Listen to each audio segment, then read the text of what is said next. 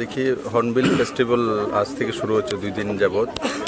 আর সেটা বিশেষত অরুণাচল প্রদেশ, নাগাল্যান্ড, তারপর মেঘালয় এক সাইড, মণিপুরের একটা সাইড, আসামের একটা প্রান্ত। এমনিতে মনে হয় যে নাগাল্যান্ডেই শুধু হর্নবিল ফেস্টিভ্যাল এমন না, বড় মাত্রায় অঞ্চলগুলিতে হয়। তো ত্রিপুরাতেও এই প্রথমবার হর্নবিল ফেস্টিভ্যাল হতে চলছে 2 দিন যাবৎ। আর সেটার কারণ হচ্ছে যে আমরা নর্থ ইস্টবাসী সবাই একে অপরের উৎসবগুলিকে অ্যাকসেপ্ট করে নেওয়া। আগে কি শুধু নাগারাই করবে, কেন এখানে আমরা যখন করব তো তাদের প্রতি তাদের একটা অ্যাট্রাকশন ত্রিপুরার প্রতি আসবে, কালচারের প্রতি, ত্রিপুরা মানুষের প্রতি, ত্রিপুরা মাটির প্রতি। তো তার জন্যই এই ফেস্টিভ্যালটা রাখা হয়েছে 2 দিন যাবৎ। আর তার সঙ্গে সঙ্গে এখানে হর্নবিলের পরিবার আছে, এখানে 8-10টা পরিবার আছে, জয়েন্টলি এরা থাকে।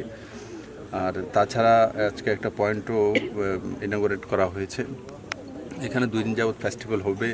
আর বড়মরা এই পার্ক, ইকো পার্ক অনেক আগে থেকেই তৈরি হয়েছে, কিন্তু একে যে লগহাট, এখানে নতুন করে ট্যুরিজম ডিপার্টমেন্ট এবং ফরেস্ট ডিপার্টমেন্ট জয়েন্টলি এই লগহাটগুলো দেখাশোনা করবে এবং ট্যুরিজম ডিপার্টমেন্ট এগুলো তৈরি করেছে। তো এখানে আজকে সেই লগহাটগুলোকে ইনগরেট করা হয়েছে এবং অনলাইনে বুকিং। আর এত সুন্দর মনোরম দৃশ্য বড়মরার, তার মধ্যে এই লগহাটগুলোর মধ্যে থাকবে প্রাকৃতিক সৌন্দর্যের সঙ্গে, প্রকৃতির সঙ্গে মিলেমিশে। আর সবচেয়ে বড় বিষয় হচ্ছে এটা দূরত্ব হচ্ছে আগরতলা থেকে হতাই কোতর, এটার নতুন নামকরণ আমরা করেছি, তো ককবরকের নামকরণ। তো এটা ডিস্টেন্সে বেশি একটা নয়, ম্যাক্সিমাম 35 to 40 মিনিটস সময় লাগে। তো আগরতলাবাসী উইকেন্ডে আসার জন্য সবচেয়ে সুন্দর প্লেস এটা। এখানে আসবে, ফিশিং করবে, আশপাশে ঘুরবে, তারপরে খাওয়া দাওয়া এখানে করবে, 2 রাত্র থাকলো পরিবারের সঙ্গে।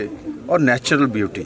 তো এটা আর ডিপার্টমেন্ট থেকে এখন বলে দেওয়া হয়েছে যাতে ফ্লাওয়ারিং সুন্দর করে করা হয়, ফুলের ফলের বাগিচা। তার মধ্যে যখন আসলো আগরতলা হোক, উদয়পুর হোক, বিভিন্ন জায়গাতে ত্রিপুরার বাইরে থেকে, তো এখানে আসলো আর এখানে এসে অরেঞ্জ এখান থেকে খেলো, এখানে পেয়ারা খেলো, এখানে আপনার আম খেলো। তো এই ন্যাচারাল যাতে ফ্রুটস বাগিচা তাতে থাকে। তো ছেলে মেয়ে, মা বাবা বসে আছে, ছেলে মেয়ে বেরোলো, তো ওখানে গিয়ে আম ছিঁড়ে খেলো।